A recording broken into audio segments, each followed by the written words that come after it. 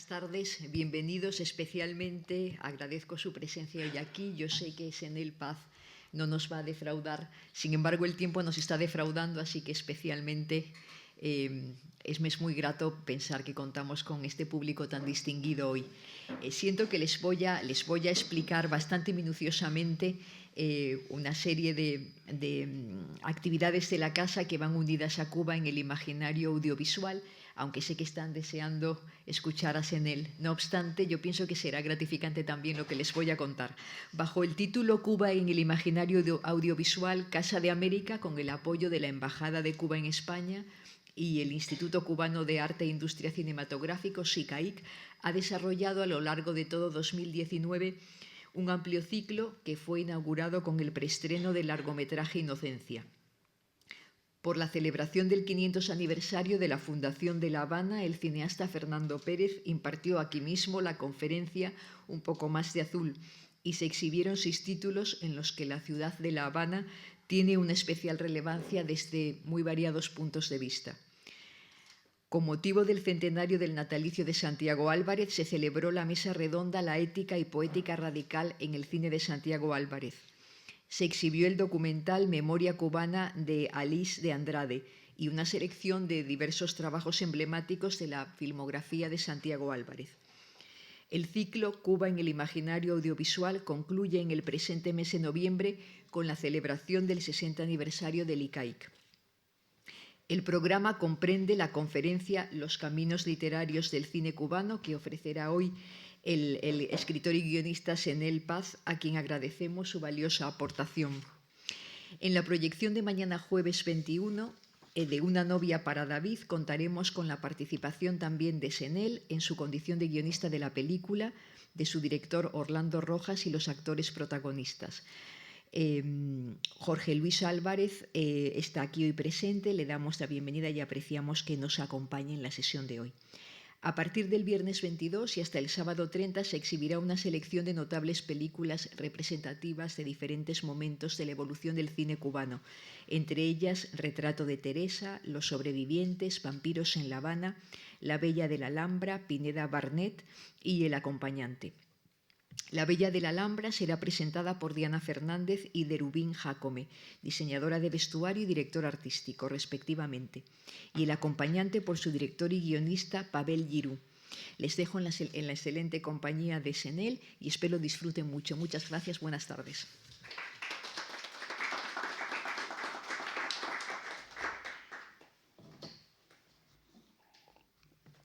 Bueno, buenas tardes a todos.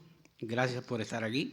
Aquí ya todo el mundo sabe que yo soy un conferencista pésimo y un poco aburrido. Por favor, si me duermo mientras de la conferencia, me despierto. Yo escogí este tema para participar en este homenaje y recuento dedicado al cine cubano, pues pensando que era muy novedoso, pero en cuanto me puse a estudiarlo, pues ya vi que Luciano Castillo lo ha escrito todo sobre esto.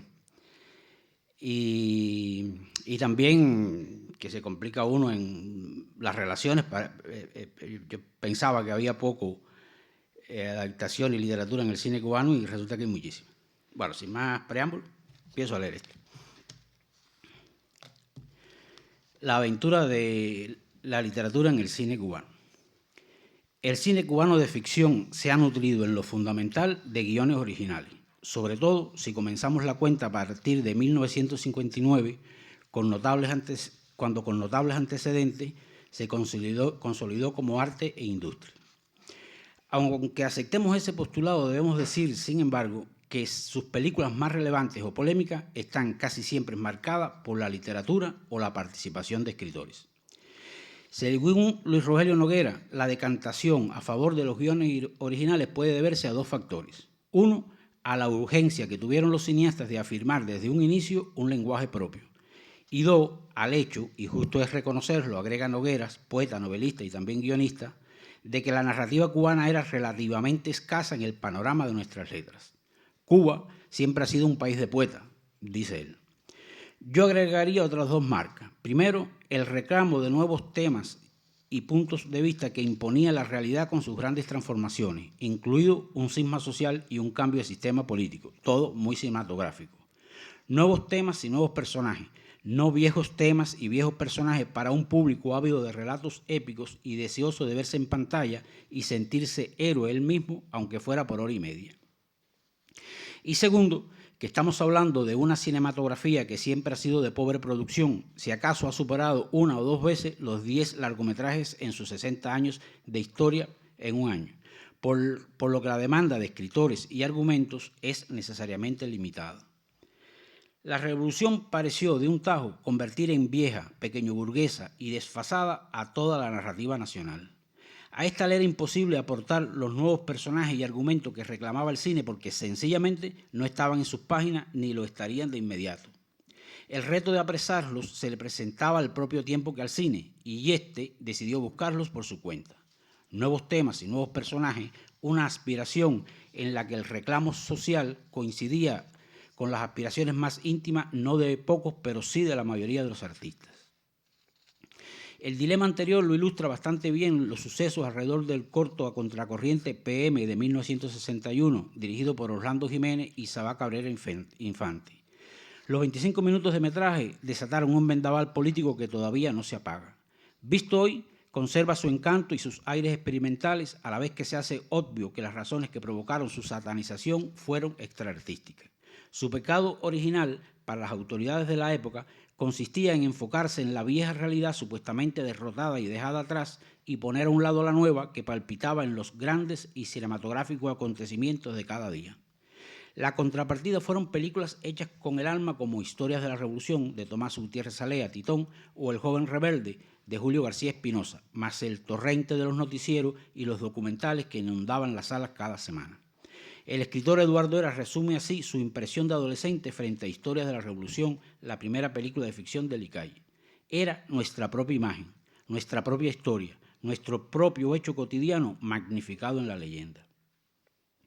Aquellos tiempos también impusieron, como necesidad del presente, una relectura crítica de las épocas coloniales y republicanas, a la luz del enfoque de la Revolución, y este tema se tornó imprescindible y recurrente. Tal revisión estaba encaminada a la reafirmación de la identidad nacional, con énfasis en el reconocimiento del carácter mestizo de la sociedad y la cultura cubanas y el aporte a ella de los componentes africanos, temas estudiados por algunas eminencias, pero muy lejos de estar establecidos en el imaginario y el sentir de los cubanos. Son asuntos que cuentan con antecedentes en la cinematografía anterior a 1959, pero que a partir de esa fecha alcanzan máxima prioridad y relevantes resultados artísticos, como La última cena, de Tomás Gutiérrez Alea, y La primera carga al machete, de Manuel Octavio Gómez, dos de los más brillantes filmes cubanos de todas las épocas, más otros notables realizaciones documentales o de ficción. Titón explica el momento con estas palabras. Dice él: el rescate del pasado fue una necesidad sentida profundamente. Ya no se trataba de estudiar nuestra historia con espíritu de investigador, sino de sentir nuestras raíces, de ser conscientes de nuestras razones de ser así, de encontrarnos a nosotros mismos. La historia era también el camino hacia ese encuentro entre el individuo y su historia, el individuo y su pueblo. Creo que podemos afirmar que el cine cubano inicial no solo nos compulsó a ver películas de todo tipo, sino que también nos enseñó a ser cubanos, a reconocernos y entendernos como tales, a tomar conciencia de valores, signos y narrativas que nos definen. Más adelante, cuando los problemas de la racialidad se desplacen de la reivindicación histórica y la identidad a conflictos del presente creados o no resueltos por el Estado, el tema palidecerá en nuestras pantallas y hoy es un reto y un reclamo. En ese empeño consciente por reafirmar la identidad nacional, la cinematografía estuvo acompañada por otras artes, como por ejemplo la danza folclórica y la contemporánea, con los grupos Danza Contemporánea de Cuba y el Conjunto Folclórico Nacional, fundados en 1962 y 61 respectivamente. Era una necesidad que se manifestaba en todas las artes. En el debut de Danza Contemporánea de Cuba figuraron dos obras cuyo título lo dicen todo: Mulato y Mambí, ambas de Ramiro Guerra, primer director de la compañía, hombre que debe ser ubicado en el altar de los padres de la patria por la contribución que hizo a través de la danza. Se trataba de un arte que hacía suyos, con alta elaboración artística, las aspiraciones del público, al tiempo que se mantenía abierto a los riesgos y a la experimentación y muy lejos del panfleto y el populismo. El Icay filmó algunas de sus principales joyas, del mismo modo que lo hizo con el ballet clásico. Comparto con ustedes un brevísimo fragmento de Sucre, de Eduardo Rivero, tal como ha llegado el audiovisual a nuestros días. David, por favor, la primera proyección.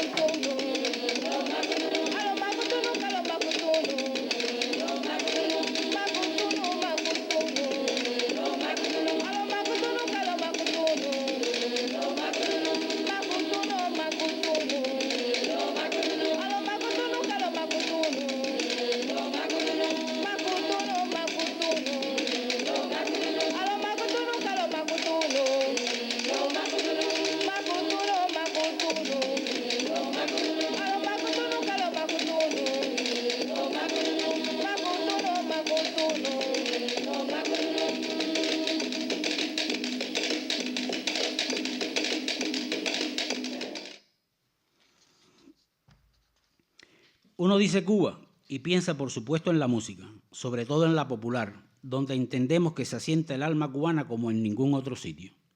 Pero en los finales de los años 60 y 70 la música, quizás por los mismos prejuicios que afectaron a PM, vivió en la inercia de su propia grandeza, sin que quedara claro si por su intrínseca sensualidad pertenecía al viejo o al nuevo orden.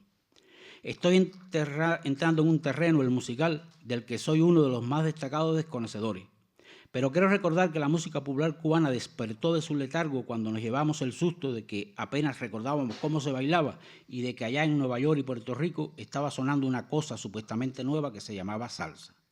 Durante estos años, la vanguardia en el terreno musical la llevaron unos muchachos llamados Pablo, Silvio o Sara, refugiados precisamente en el grupo de experimentación sonora del ICAI bajo la batuta de Leo Brauer y la sombrilla de Alfredo Guevara.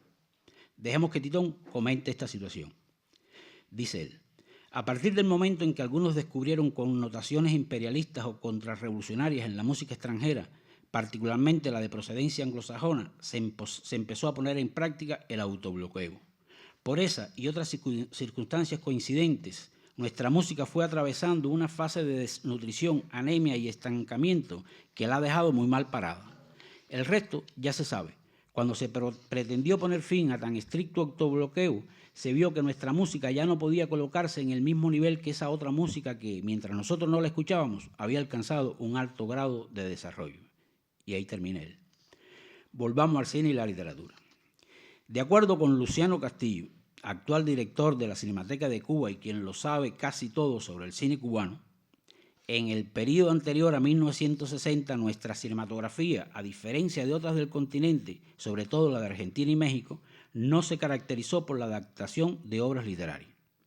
No obstante, los historiadores hunden la mano en el fondo de los cajones y sacan tal o más cual título como posibles antecedentes de la relación cine-literatura. Uno de los ejemplos más citados es Embrujo Antillano, coproducción mexicano-cubana de 1945 dirigida por Gesa P. Polatti. inspirada en un cuento de un autor gallego que vivió algunos años de su adolescencia y juventud en Cuba. Se afirma que la película contó con la colaboración del director y productor hispanoamericano Juan Orol, tan vinculado al cine cubano que forma parte de él. Y pensaríamos que es él quien le aporta la cubanía a la cinta si luego no nos enteráramos de que el filme era un pretexto para la rivalidad entre dos famosas rumberas cubanas de la época, Blanquita Amaro y María Antonia Pons. De paso, les cuento que Juan Orol, por su peculiar y abundante trabajo y por su personalidad, terminó como artista de culto tanto en México como en Cuba. Cuentan que su última aparición en la pantalla fue interpretándose a sí mismo como un viejo gángster.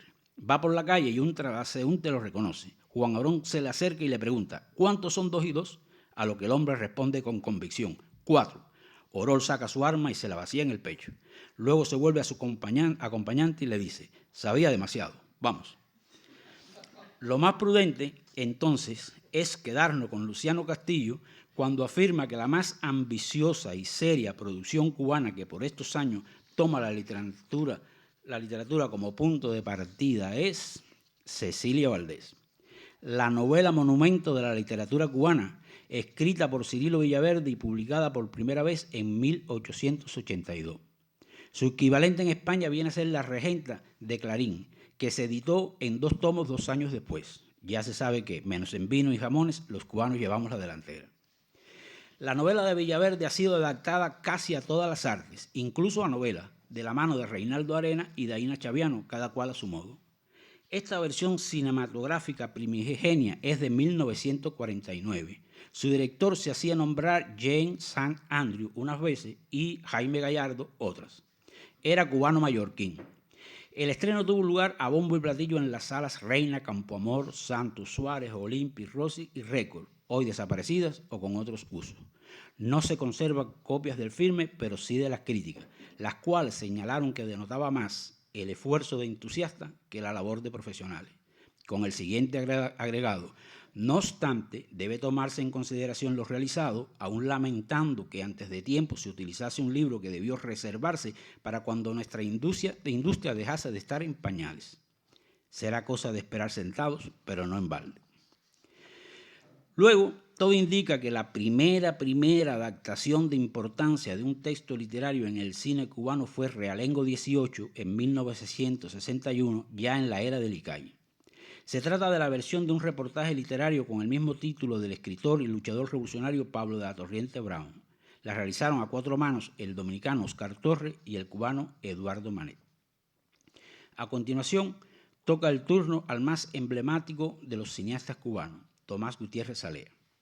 En diciembre de 1960, Titón estrena Historias de la Revolución, la primera película de ficción del Icay, compuesta por 3 relatos. El guión cuenta entre los colaboradores con el destacado escritor y dramaturgo Humberto Renal, entre otros autores.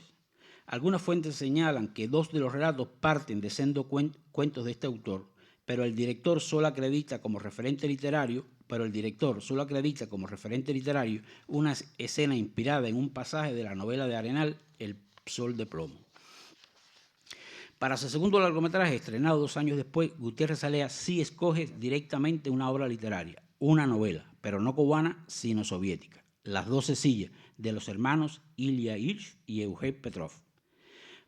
Protagonizada por los emblemáticos y queridos actores de primer nivel Enrique Santiesteban y Reinaldo Miravalle, la película alcanzó notable éxito de público y algún reconocimiento internacional. Acompañó a Titón en el guión el experimentado dramaturgo uruguayo Hugo Ulibe. He leído por ahí que sobre esta novela soviética se han realizado otras 18 versiones cinematográficas en distintos momentos y países. Titón fue el cineasta cubano que más atención prestó a la literatura y a los escritores. Siempre estuvo pendiente de lo que se publicaba en el país.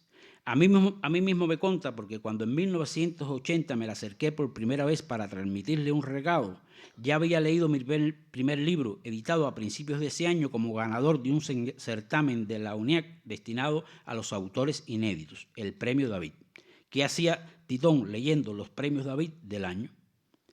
Mis compañeras de palmarés en aquel concurso fueron Marilyn Boves en poesía y Daína Chaviano en ciencia ficción.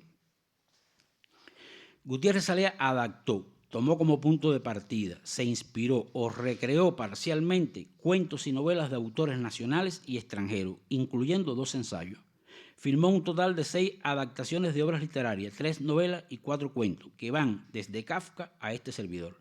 Y trabajó con 12 autores, narradores y dramaturgos, todos cubanos excepto Hugo Uribe, uruguayo, y Gabriel García Márquez, del Mundo.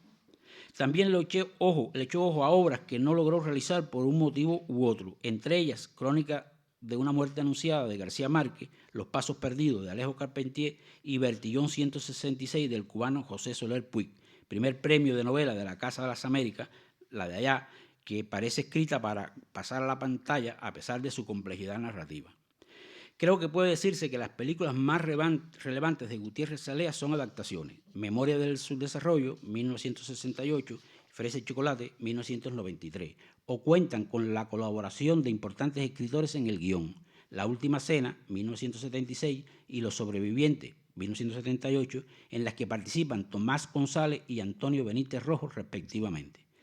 Benítez Rojo es uno de los exponentes más relevantes de la época del boom, entre cuyos más destacados representantes se le debía citar siempre, y que probablemente no aparece en las listas porque durante esos años vivió en Cuba, en tanto que la mano de Tomás González brilla en La Última Cena.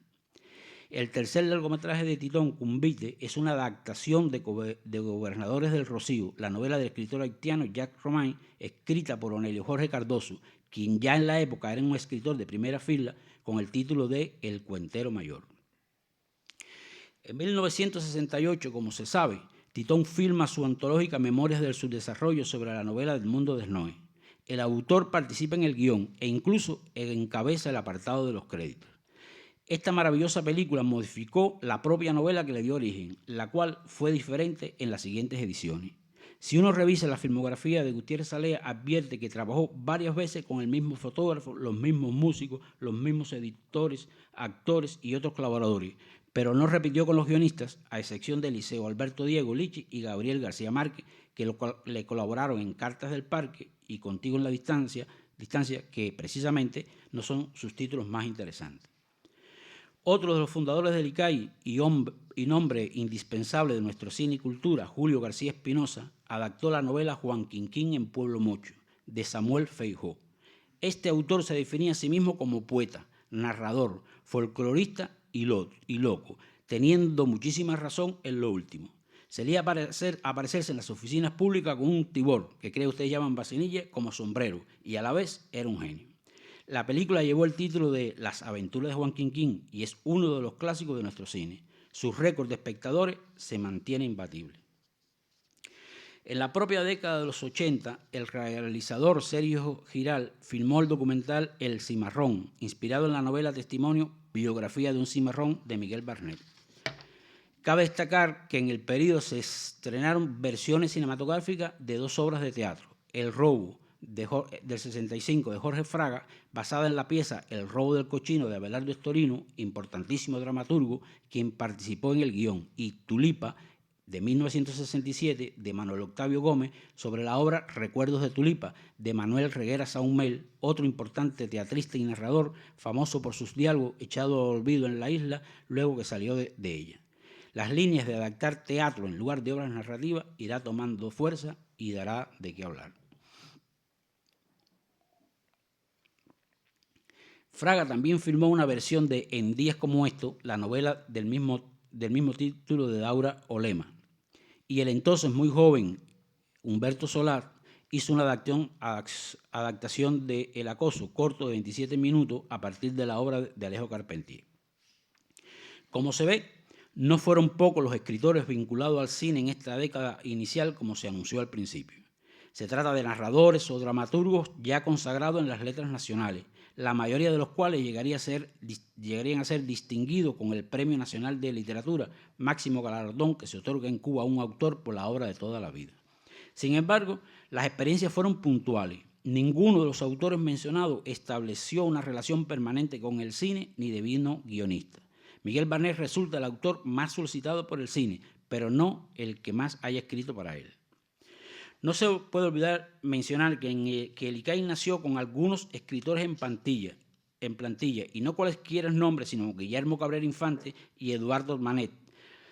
entre otros. Ambos cultivaron brillantemente la crítica cinematográfica y salieron del país a mediados de la década. No hubo en estos años, al menos que sea perceptible, un proyecto encaminado a acercar la literatura y el cine, como ocurrió con las artes plásticas y la música, ni se produjo espontáneamente de modo significativo. Creo que puede decirse, como especulación, que ninguno de los autores mencionados hacía palpitar el corazón de Alfredo Guevara, como tampoco la literatura nacional del momento, excepto los grandes autores. En el campo literario, la atención de Guevara se centró en la biblioteca de la institución, que devino una de las mejores de América Latina, las ediciones Sicay y la revista Cine Cubano, Niña de sus ojos. También creó un departamento de traducción para hacer circular entre los cineastas importantes textos sobre el cine y las problemáticas de los procesos creativos y culturales. Ediciones Sicay acumuló un selecto catálogo que no dejaba fuera el área de la dramaturgia e incluía guiones extranjeros considerados ejemplares. En 1966 ve la luz un importante libro, El cine y la obra literaria, de Pío Valdelli, edición que constituye hoy un tesoro en cualquier biblioteca. Tuvo gran impacto entre los cineastas y dio lugar a que Cine Cubano realizara una encuesta entre relevantes creadores e intelectuales del momento.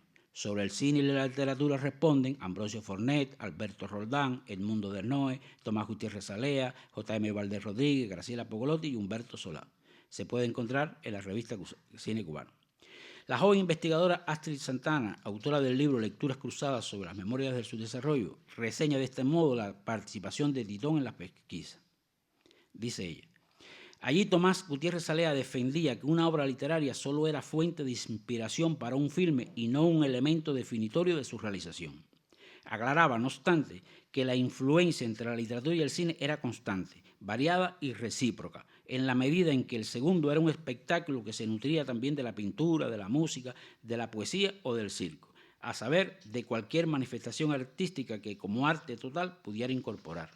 Los intercambios entre la literatura y el cine eran fructíferos e inevitables, pero la sujeción temática o estructural entre ambas artes, la dependencia del oficio del cine al literario, no era para el director una postura creativa aconsejable. Termina la cita. También como especulación, creo que se puede aventurar que Guevara recelaba de la tendencia o posible tendencia hacia el realismo socialista de la mayoría de los escritores mencionados y de la literatura cubana en general. Él algo se olía. Creo que a todos los autores citados los pudiéramos considerar como realistas, con la excepción de Benítez Rojo, pero el juicio de ser cierto me parece errado, además de ¿qué es realismo? El problema del realismo socialista no es escribir sobre la realidad, sino que te digan sobre qué trozo de ella y qué decir, ha dicho Antón Arrufat. La propia obra de Onelio Jorge Cardoso une a una zona tradicional o costumbrista, con énfasis en el mundo campesino y pueblerino, otra fantástica y poética muy importante. Onelio no era del gusto de Alfredo. Me consta porque a mí mismo me confesó que yo al principio no le llamaba la atención porque por mis toques campesinos me veía como un continuador de Cardoso. El cuento con el que yo me inicié a conocer en nuestra literatura comienza así. Me despierto por las madrugadas y me gusta. Oigo las vacas mugiendo en el corral y las voces de abuelo y mis tíos que les gritan. Ninguna es tan desobediente como Caramelo, una colorada que se sabe la más linda del potrero. Al oscurecer, cuando me arrimo a la cerca a observarlas, baja despacio la loma que tiene en lo alto los piñones florecidos para que yo la mire, y la miro, y veo cómo queda dentro del arco que forman sus tarros el primer lucero de la tarde, y conversamos. Parece que al leer esto Alfredo se dijo, vaquitas con lucero entre los tarros a mí, y no se dignó prestarme atención hasta el 90. Curiosamente, esta que acabamos de repasar es la década de las grandes novelas cubanas del siglo XX. Paradiso, de José Lezama Lima, Tres tristes tigres y La Habana para un infante difunto, de Guillermo Cabrera Infante, El siglo de las luces, de Alejo Carpentier, y Celestino antes del alba y El mundo alucinante, de Reinaldo Arena.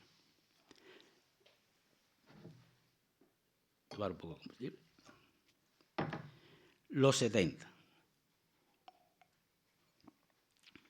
En esta década, el contacto entre ambas artes no se intensifica de manera notable, pero sí la relación del ICAI con los escritores, no precisamente por razones artísticas. Antes de entrar en detalles, suframos la relación. Para su filme Girón de 1972, Manuel Herrera utilizó contenido de los libros de testimonio Amanecer en Girón de Rafael del Pino y Girón en la memoria del poeta Víctor Casado. Este último es un título paradigmático del género con estructura muy trabajada y que es puro montaje cinematográfico. Los libros de testimonio con elaboración literaria adquirieron protagonismo en estos años, quizás como respuesta de la literatura a los temas que tocaban a su puerta y como reacción similar a la del cine a la pereza de la literatura de ficción para tratar los temas. El documentalista Santiago Álvarez adaptó El sueño del Pongo, un relato quechua recogido por José María Arguedas, y José Masif Rueda, páginas del diario de José Martí, donde recrea pasajes del diario de campaña de nuestro héroe nacional. Todos estos títulos caen cómodamente o a la fuerza en el documental. Vuelve a Lea con Una pelea cubana contra los demonios, en el 71, a partir de la obra homónima del sabio Fernando Ortiz, un ensayo, con guión escrito con el dramaturgo José Triana, el poeta y narrador Miguel Barnet y el gran actor y teatrista Vicente Revuelta. Esta sería la primera participación de Barnet como guionista. En la última escena del 76, Titón recrea un pasaje de El ingenio de Moreno Franginal, que es otro ensayo y uno de los libros más importantes de la historiografía nacional. Por último, se inspira en el antológico cuento Estatuas sepultadas de Benítez Rojo para la ya citada Los sobrevivientes. Manuel Octavio Gómez parte del relato La tierra y el cielo de 1976, también de Benítez Rojo, para crear su película del mismo título. Tomás Gutiérrez Alea, Manuel Octavio Gómez, Sergio Giral y Humberto Solar son los cineastas que con más regularidad acuden a la literatura como fuente para sus obras y a los escritores como colaboradores en los guiones. Sergio Giral filma en 1974 una controvertida versión de la novela decimonónica Francisco, del escritor Anselmo Suárez del Villar, en la que no por gusto titula El otro Francisco. El tiempo actúa sobre esta cinta como sobre el vino, mejorándola. A continuación, sigue anclado en el siglo XIX, pero mirándolo e interrogando desde el XX, y entrega Rancheador, que parte de Diario de un rancheador de Cirilo Villaverde, y cierra su ciclo contra la esclavitud en 1979 con Maluala, Gran Premio Coral ex aequo del primer Festival del Nuevo Cine Latinoamericano. Para concluir con Sergio, en el 81 firma Techo de Vidrio, un guión de Manuel Cofiño, importante y popular escritor de la época, y en 1990 estrena María Antonia, sobre la pieza teatral antológica del dramaturgo Eugenio Hernández, en la que los problemas de la racialidad y la marginalidad ya no son históricos, sino que vienen a la actualidad. Antes, en el 86, Giral había filmado Plácido, en la que recrea e indaga sobre la vida del poeta del siglo XIX, Gabriel de la Concepción Valdés, Plácido, a partir de la obra de teatro de Gerardo Fulleda León. Plácido fue asesinado por sus ideas separatistas y abolicionistas por las autoridades colonialistas de un país que está entre Portugal y Francia. Vemos nuevamente que la historia como punto de partida para el cine no es escasa y de resultados atendibles. Ahora bien, como anticipé, lo más interesante de la década en lo que se refiere a la relación cine y literatura no ocurre en la pantalla. La política cultural y la comida cubana se asemejan en un tópico. Tienen pocos platos, pero suculentos. Esta es la década del llamado quinquenio gris, que se hizo sentir con fuerza en la literatura más que en cualquier otra manifestación. Llegó tras los sucesos del llamado caso Padilla, la censura de determinados libros y la celebración del primer Congreso de Educación y Cultura, que selló la línea dogmática de la política cultural y llamó a la homosexualidad por su nombre, es decir, una enfermedad, una aberración, un contubernio con el enemigo. El ICAI fue uno de los pocos cotos de refugio o resistencia. Alfredo Guevara abrió las puertas y entró por primera vez al instituto un grupo importante de escritores, no precisamente llamado para que escribieran guiones, sino para que pasaran el vendaval. Algún nombre se me escapará, pero entre otros, Ambrosio Fornet, Jesús Díaz, Víctor Casao, Luis Rogelio Noguera, Manuel Pereira, Antonio Conte y Zoe Valdés. Tal vez Zoe llegue en la década siguiente. Manuel Pereira y Zoe Valdés eran el hombre y la mujer más guapos del ICAI. Ellos mismos se encontraban tan bonitos que se casaron durante un tiempo y vivieron en París. Aunque Alfredo los apañó a todos por igual, no me parece que todos fueran de su gusto. Los dos primeros que mencioné son particularmente importantes. Ambrosio Fornet es el gran editor literario cubano. Además de escritor él mismo, es ensayista, profesor, investigador literario, miembro de la Academia de la Lengua y guionista. Gracias a él y a Edmundo Desnoe, los cubanos nos pusimos al día con la gran literatura mundial contemporánea, sin excluir la norteamericana. Para ello se hizo realidad el sueño de todo editor. Gracias a una licencia que la Revolución se otorgó a sí misma, podían publicar lo que quisieran del mundo mundial sin pagar un centavo por derecho de autor. Por las manos de Ambrosio han pasado los manuscritos de gran parte de las obras literarias cubanas más importantes de los últimos años, desde Jesús Díaz a Leonardo Padura, y lo mismo puede decirse de muchos guiones. Abrió la puerta a la teoría y los estudios sobre dramaturgia.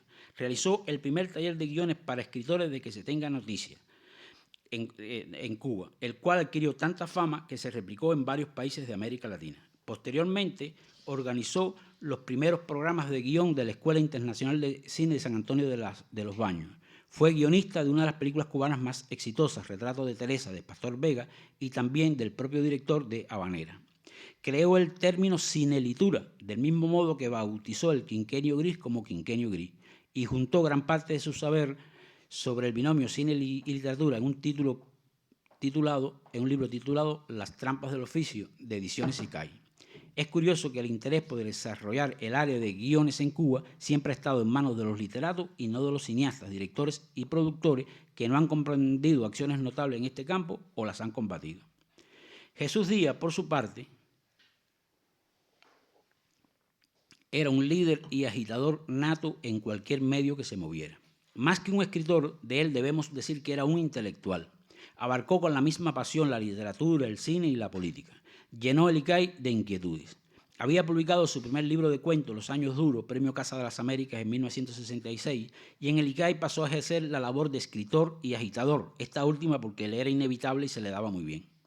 Acumuló una extensa obra como dialoguista, argumentista y guionista para pasar luego a la dirección. En su obra fílmica destacan el documental 55 Hermanos, de 1979, y los largometrajes de ficción Polvo Rojo y Lejanía, de 1981 y 1985, respectivamente. Al comienzo de los 90 se instaló en Europa, donde continuó su obra literaria y su actividad intelectual en una dirección contraria, pero con el mismo fervor. Mi relación con él se inició con aquel librito que estaba leyendo Tidón el día que yo lo conocí, pues Jesús fue el presidente del jurado que le otorgó el premio. Para resumir, los escritores de mi generación, más que como el Che, queríamos ser como Jesús Díaz. Luis Rogelio Noguera, fallecido en 1985 a los 40 años, era esencialmente un poeta.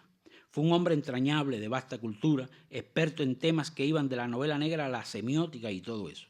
Su nombre es de culto entre los poetas cubanos, sobre todo entre las poetas.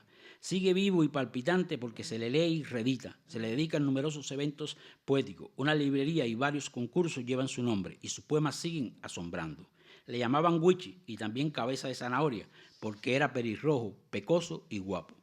Llegó a nuestra literatura en 1967 con el citado Premio David para autores inéditos que ganó con un poemario titulado Cabeza de Zanahoria. Fue autor de exitosas novelas policíacas, género sobre el que teorizó y publicó ensayos. Mi amistad con él se inició en 1970 y comenzó mal. En realidad nos caímos el uno al otro como una patada en la barriga. Yo le resulté demasiado del campo y él a mí demasiado de la ciudad. Luego nos arreglamos sin llegar a besos de piquito. De sus colaboraciones con el cine destacan la entrañable El Brigadista y Guardafrontera de 77 y 79, ambas de Octavio Cortázar, además de lúcidos artículos y ensayos sobre el cine y en particular la relación de este con la literatura. El cine está absolutamente previsto en la literatura, afirmó él y he repetido yo muchas veces. Para calzar esa afirmación, Huichi citaba ejemplos tomados de las obras de la literatura universal anteriores a la invención del cinematógrafo. Por ejemplo, Rastignac solo ahora dio algunos pasos hacia lo alto del cementerio y vio a París tortuosamente acostado a lo largo de las dos orillas del Sena, donde comenzaban a brillar las luces. Esto pertenece a Balzac. Y también, desde donde estaba sentado, Botran solo podía ver el torso y la cabeza del hombre. Sus ojos lo siguieron mientras caminaba con paso cansado. ¿No estamos, se pregunta él, en presencia de un plano general en el primer caso y de un paneo en plano americano en el segundo?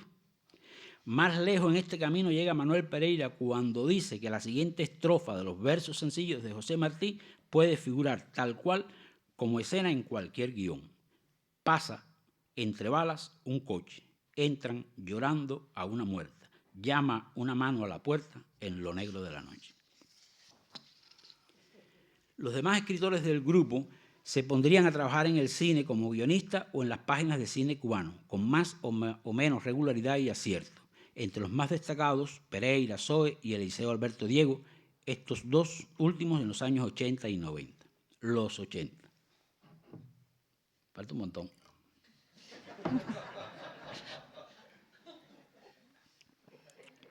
El comienzo de la década de 80 está marcada precisamente por una adaptación literaria. Provocó un cisma en la institución y en la cultura cubana. Se trata de aquella que estábamos esperando sentados, Cecilia, de Humberto Solás, basada en la Cecilia Valdés de Cirilo Villaverde.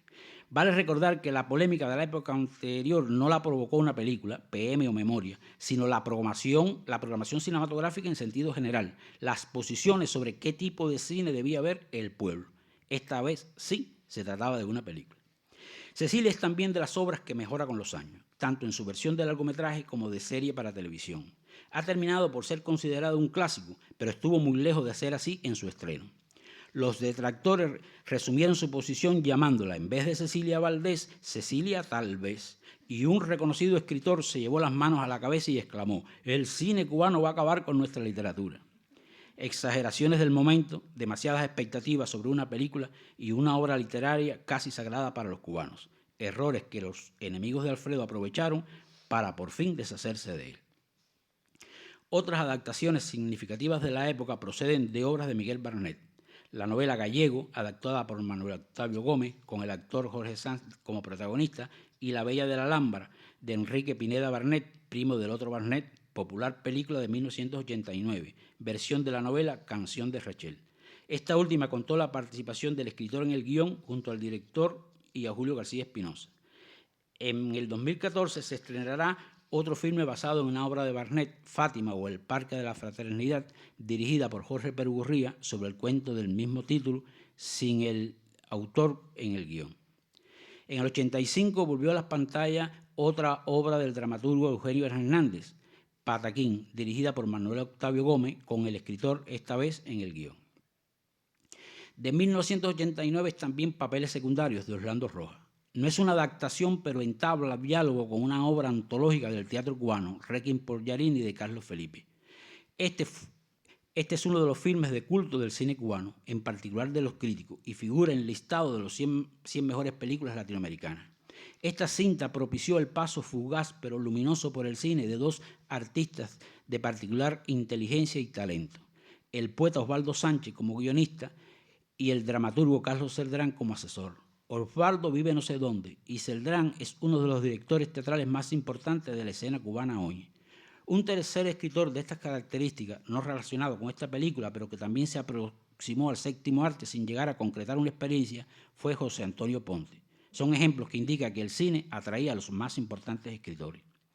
En este punto de la historia debo darme entrada a mí mismo. Tengo 3 versiones de ese suceso. Y como hacía la poetisa Carilda Oliver Labra con los episodios de su vida que un biógrafo iba recogiendo, a veces cuento una y a veces otra. Una de las historias está relacionada con la película La novia para David, de Orlando Rojas, que hoy nos acompaña. Esa no la puedo contar.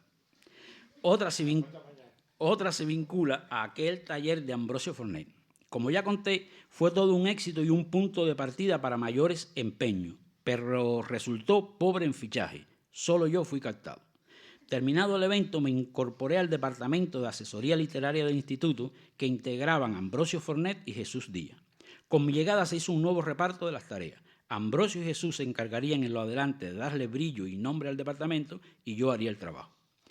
Eso me permitió, con estos maestros, iniciar mi propia labor de acercamiento a los escritores al cine, para lo que me asistía la ventaja de estar en contacto con los más jóvenes y aprovechar la experiencia acumulada en Cuba, tanto en dramaturgia como en análisis dramáticos. Aquí tengo también el honor de leer a una de estas maestras que nos enseñó y nos hizo reír mucho. El análisis dramatúrgico se puso de moda en Cuba. Luego yo heredé la cátedra de guiones de la Escuela Internacional de Cine de San Antonio de los Baños que Ambrosio había fundado. Allí creé un nuevo programa y tuve la oportunidad, haciendo algunas trampitas bajo la licencia de la discriminación positiva, de dar entrada y formar a las 2 primeras guionistas cubanas. Una de ellas es actualmente la jefa de la cátedra, Senia Riverí, y la otra va armando una prometedora carrera como guionista y directora, Patricia Ramos. También creé la muestra joven del ICAI, que en su concepto inicial ponía más atención en los guiones. En este punto quiero hacer una parte para referirme a las mujeres. La primera mujer que realizó un largometraje de ficción en Cuba sabemos que fue Sara Gómez. De cierta manera, un filme entrañable y personal estrenado en 1974. Por mi cuenta, ella también fue la primera en participar en la escritura de un guión para largometraje, el de su propia película. Compartió el trabajo con su gran amigo Tomás González, el mismo de La Última Cena, de raza negra al igual que ella, en tanto Julio García Espinosa tuvo a su cargo la asesoría. El filme fue concluido por Tomás Gutiérrez Salea y Julio debido al fallecimiento de Sara antes de cumplir el trabajo a los 32 años. De este modo, el mérito de pionera en la escritura en solitario de un largo va a las manos de Zoe Valdés, quien en el tardío 1991 escribió Vidas Paralelas, con el que ganó ella solita el premio de guión inédito del Festival de La Habana. Luego fue filmada por Pastor Vega y estrenada. Entiendo que Zoe no continuó con asiduidad la labor de guionista y se dedicó más a la narrativa, pero al menos yo conozca tiene otros guiones de corto antes y después de este título y también ha dirigido. La segunda película escrita por mujeres en el ICAI debió esperar 35 años. En el 2009 se estrenó Ciudad en Rojo, de Rebeca Chávez. Senia Riverí escribió el guión con la colaboración de la directora. Se trata de la adaptación, al fin, de la novela Bertillón 166 de José Soler Puig. Remarco en el ICAI porque, entre tanto, otra mujer, Teresita Ordoqui, logró filmar un largo, Te llamarás Inocencia, hermoso y muy bien acogido, pero esto ocurrió fuera del ICAI. Hoy en día hay guionistas y directoras. Hoy en día hay muchas guionistas y directoras, todas muy jóvenes porque la mayoría están formadas en San Antonio de los Baños o en la Escuela Nacional de Cine, conocida como FANCA. Están presentes en otras especialidades y sin duda llevan la bandera en la producción independiente. De modo que si es cierto aquello de que ningún hombre retrocede donde avanza una mujer, el cine cubano tiene esperanza. En el ICAI siempre predominó un fuerte machismo, del tipo inconsciente, que suele ser el peor, pero a la vez el que tiene cura. Para contar la segunda versión de mi entrada al cine, tengo la suerte de poder apoyarme en una proyección. David, por favor.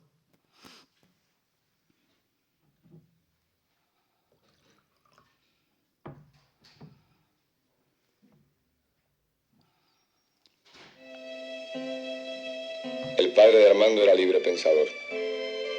Todas las semanas le daba un peso para que fuera al prostíbulo. Él me llevó por primera vez. Me llevó a una gorda que costaba 50 centavos. Le dijo que me tratara bien.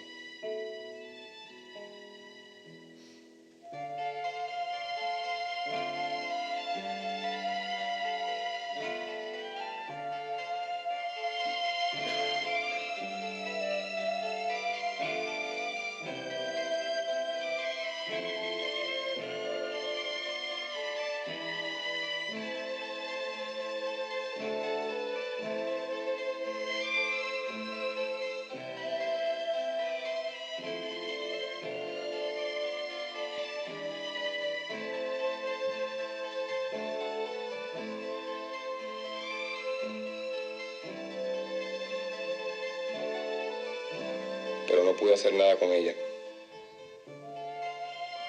Me tuve que buscar otra.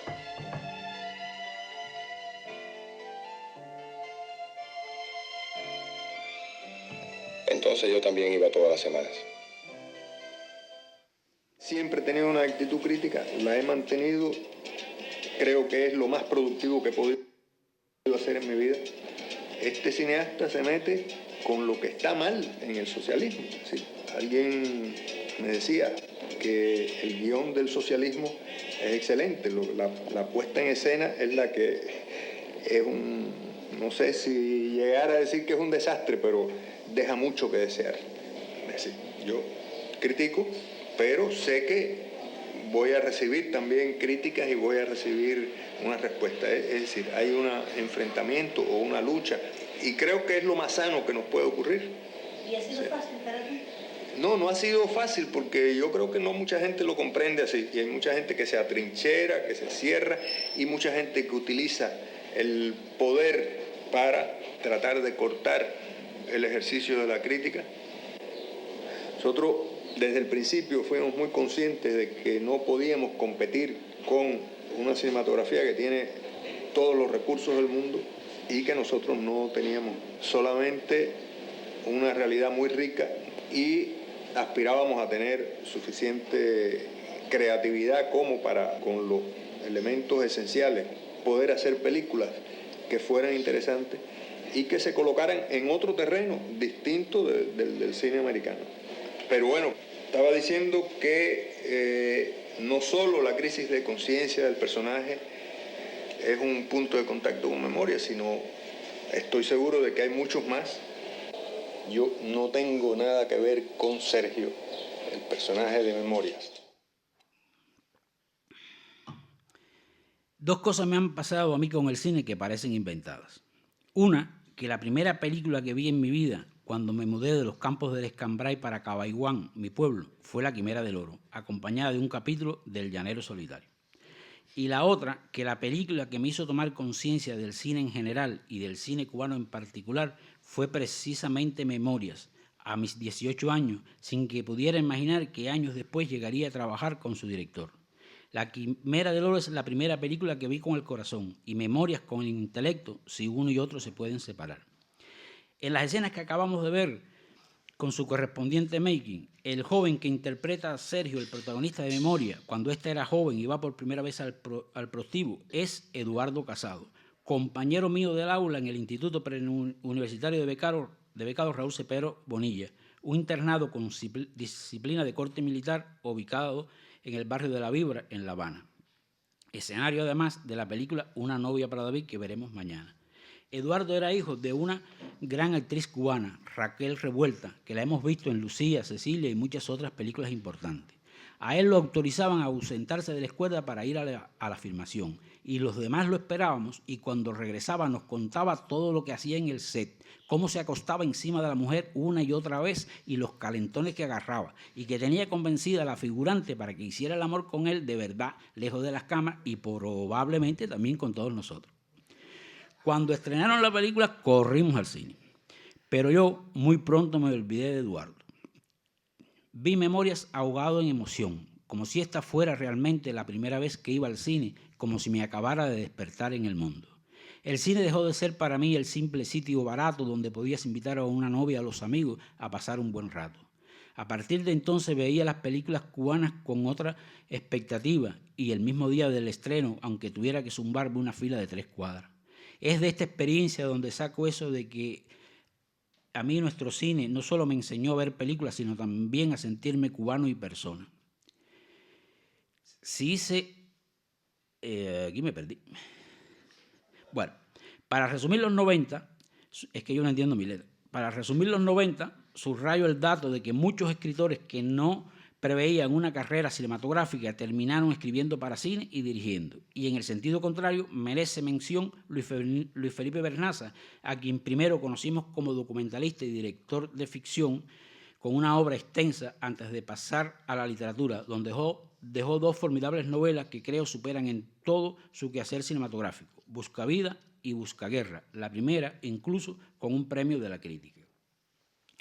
Los 90. El panorama de los 90 es breve pero importante. Arranca con Mascaró, el cazador solitario, sobre la novela del mismo título del escritor y militante revolucionario Haroldo Conti, desaparecido por la dictadura argentina en 1975.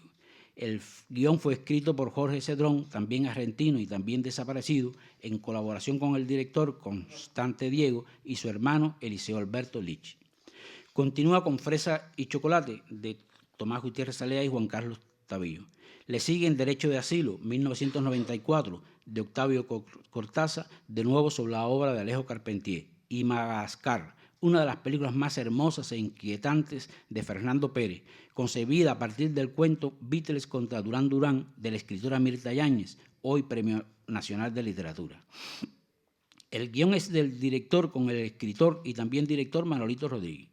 Cuando la película estuvo lista, Fernando se la mostró a Mirta, a quien le gustó mucho. Él le dijo que estaba basado en su cuento y ella dijo, sí. Luego viene Mi socio Manolo, de Julio García Espinosa, otra pieza teatral de Eugenio Hernández Espinosa. Y concluye en el 2000 con Lista de espera, de Juan Carlos Tavío, adaptación del cuento del mismo título de Arturo Aranco, escrita por este con el director y con mi colaboración. Entiendo que lo más importante de la década en el tema que estamos hablando, aparte de los títulos mencionados, son los fichajes para el cine de los escritores Arturo Arango y Eduardo del Llano. Arango, que es narrador, ensayista, crítico literario y editor de revistas, es uno de los autores que más se ha integrado al cine en los últimos años. Ha trabajado sobre todo con Juan Carlos Tavío, ha adaptado sus propias obras a la pantalla y ha escrito novelas a partir de los guiones. Devino profesor y dirigió la Cátedra de Guiones de San Antonio por varios años. Es uno de los asesores o script doctor cubanos más solicitados y en Ediciones ICAI lleva en estos momentos una colección dedicada a la publicación de guiones cubanos acompañados de estudios y documentos, iniciativas sin antecedentes en el país. Eduardo del Llano tiene hoy un pie en la literatura y otro en el cine, como guionista y como director. Su trabajo inicial fue en la controvertida Alicia en el Pueblo de Maravilla, como parte del grupo de escritores Nos y Otros. Acumula una extensa obra tanto en la literatura como en el cine y ha escrito para importantes directores como Fernando Pérez y Daniel Díaz Torres y sobre todo para sí mismo como director. Otro escritor relevante vinculado al cine es Eliseo Altunaga, quien más que como guionista se ha destacado como profesor y tutor de importantes filmes nacionales y extranjeros, sobre todo en Chile, entre ellos La Mujer Fantástica, Oscar al mejor filme en lengua no inglesa. Eliseo me sucedió a mí como jefe de la Cátedra de Guiones de San Antonio de los Baños y luego se la trasladó a Arturo. También es novelista, de prosa hermosa y segura. Construye sus argumentos y personajes con la pericia de quien suma lo literario lo cinematográfico, pero absolutamente en el reino de la palabra. Recomiendo a todos leer, cuando menos, Lágrimas Negras, su última novela.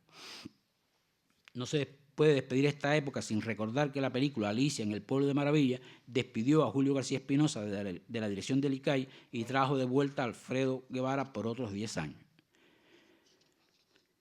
El filme de Alicia desató una crisis que no cabe en esta charla. El siglo XXI. Al llegar al nuevo siglo, que marca un decaimiento del cine cubano en general, del cual aún no se recupera, el panorama, sin embargo, es tan extenso que marea, marcado por la irrupción de un grupo muy amplio de jóvenes que quieren hacer cine, la mayoría de ellos con muy buena formación literaria y cinematográfica, y entre los que las mujeres son un número alto y decisivo. Se vuelve frecuente el caso de los guionistas que pasan a dirigir. Más que sobre obras puntuales, el punto destacado en cuanto a las adaptaciones me parece el traslado del interés de la narrativa al teatro, tanto de los autores clásicos como de los jóvenes dramaturgos. Muchas pueden ser las razones.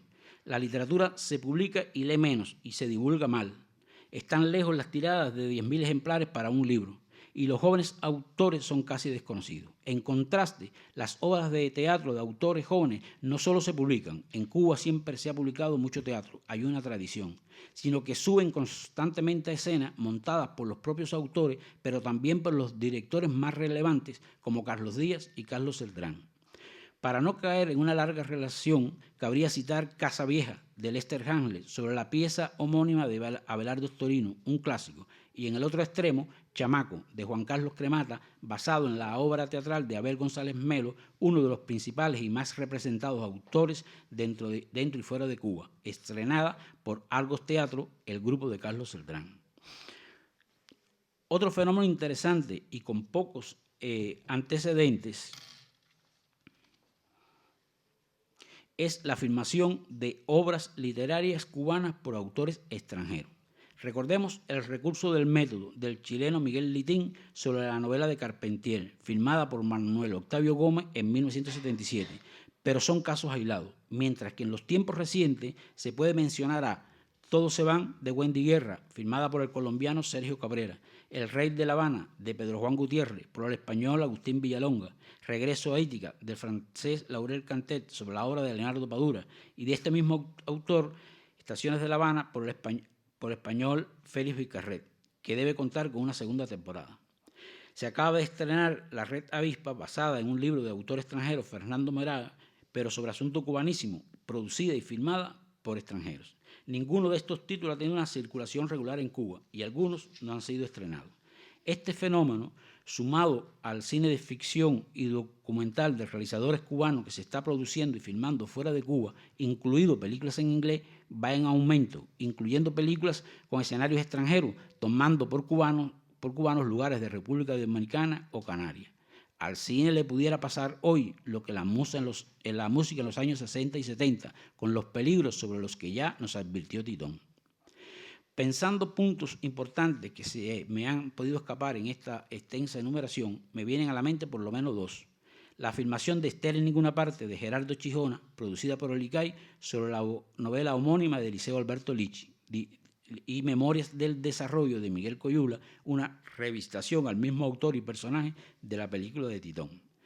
Desde mi punto de vista, sin embargo, la relación más intensa que se da entre cine y literatura no es medible, porque ocurre más que en el préstamo de argumentos y personajes, en el trasiego de técnicas narrativas y artísticas en una y otra dirección.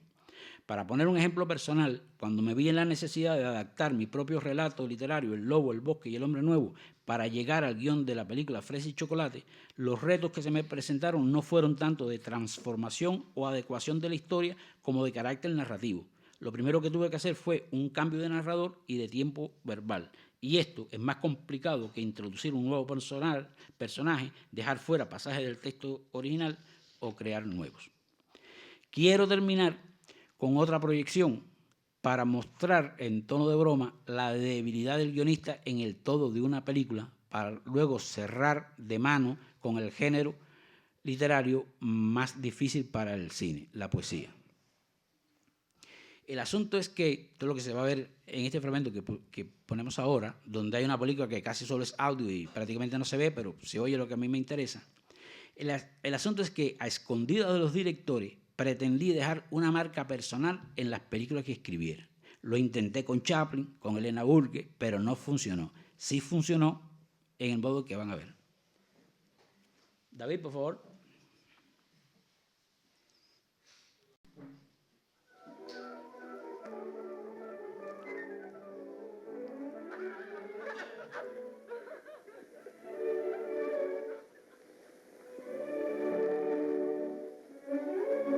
And now she was leaving. The light of her loveliness would be gone, and he would be left with an emptiness, to return to his bleak, lonely existence. Pardon me, said el fellow, but he was lost for words. Ah, mira, Manuel, no me jodas. A la gorda lo único que le interesa es cumplir su meta. Los demás no le importa nada. No, compadre, tampoco así. Fue la primera que se inscribió, ¿no? Ay, mijo, pantalla. Después la cogen para ciencias políticos o algo. Si no, fuera. ¿Cuántos hay en el grupo 5?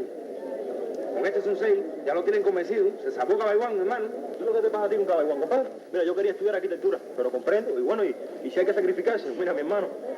Mira, yo también comprendo. Pero lo que me molesta es la presión. Que venga alguien a decidir por mí. ¿Quieres whisky? No tengo que avergonzarme de nada. De nada. Las veces que me ha costado con tipo ha sido para ayudarlo, no por otra cosa. Con este porque era primerizo. Con el otro porque la mujer lo dejó. Y con el de más allá porque se lo llevaban pangola. Pero estás muy equivocado. Yo no soy solo para acostarse, a mí hay que quererme. Ay, Nancy, pero si esto es un poema por tu madre, es una maravilla. Yo sé lo que valgo. Y a partir de ahora me voy a dar mi lugar. El que me quiera, que me tome como soy y me respete. ¡Me respete! Oye, cállate la boca. Este hombre te respeta o tú no leíste bien. Yo no sé ni quién es ese. Bueno, fue tu primer novio en la secundaria. Eso es una burla. Los guajiros de Cabaiguán son unos bichos. ¿Cómo consiguió mi dirección? Mira, eso yo no lo sé. Pero este hombre está loco por ti. Oíste, se ha pasado toda la vida soñando contigo. Vamos a llamarlo por teléfono y que venga para acá. ¿Tú crees? Claro, Nancy, esta es tu oportunidad. Ay, Dios mío, si Dios se acordó de nosotras, yo aprobé la prueba de actuación. Ay, date un buche, mi amiga. Señorita, por favor, para una llamada a Cabaiguán. ¿Para qué tú quieres saber algo de mí? De tu familia, algo. Viven en Cabaiguán, yo soy de allá. Mira qué lindo está el mar. Sueñan grande, Simón. Sueñan grande. ¿Tú qué edad tienes? ¿Yo?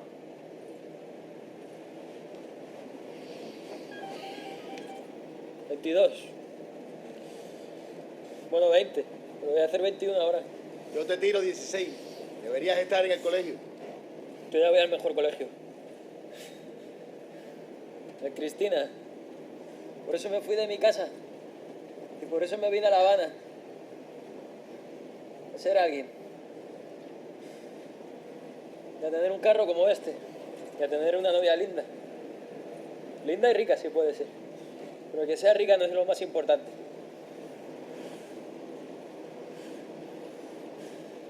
Lo que importa es el amor. El amor. ¿Tú de dónde saliste, muchacho? De Cabaiguán. ¿Tú lo conoces? Está bonito, ¿eh? Pero no tiene costa. También se menciona en Cosas que ves en La Habana, pero no pude traer el fragmento. El problema se me presentó cuando hice la adaptación de Malena es un nombre de tango, la novela de Almudena Grandes, que, como saben, cuenta la vida de Malena en los años 70, 80, hasta los 90, en Madrid. Pero hay un momento cuando se cae el muro de Berlín y empiezan a venir todos los muchachos del este, rubios y hermosos, que se puso de moda en España tener un novio búlgaro, aunque el novio fuera rumano o húngaro. Y en la novela de Malena, Manela tiene un novio búlgaro. Y, es decir, es un episodio de la novela. Y un día están en la cocina conversando y Malena le pregunta, ¿y tú dónde eres? Y dice el búlgaro, yo, es decir, lo escribí con K y B corta, guión Iguán, yo de Cabaiguán. Pero ahí Dios me castigó y la película, por esas cosas que tienen, esa escena luego no estuvo. Bueno, quiero cerrar con 2 poemas de Fina García Marrús dedicada al cine. Tiene todo un poemario dedicado al cine, fundamentalmente a la Quimera del Oro, pero los poemas dedicados a la Quimera del Oro, que me hubiera gustado más leerlo, están muy difíciles para leer por un aficionado. El momento que más amo, dedicado a luces en la ciudad. El momento que más amo es la escena final en que te quedas sonriendo sin rencor ante la dicha inalcanzable. El momento que más amo es cuando dices a la joven ciega, ya puedes ver, y ella descubre en el tacto de tu mano de mendigo al caballero, a su benefactor desconocido.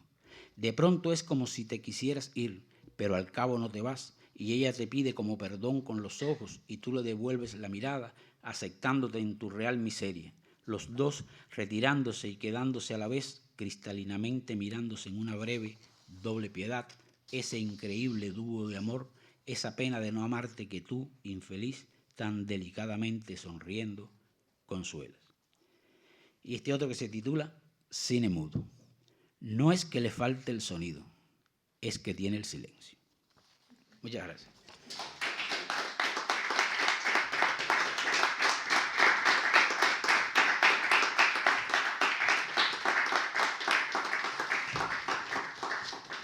Si quieren, se las leo otra vez. Bueno, si alguien quiere alguna pregunta, es el momento.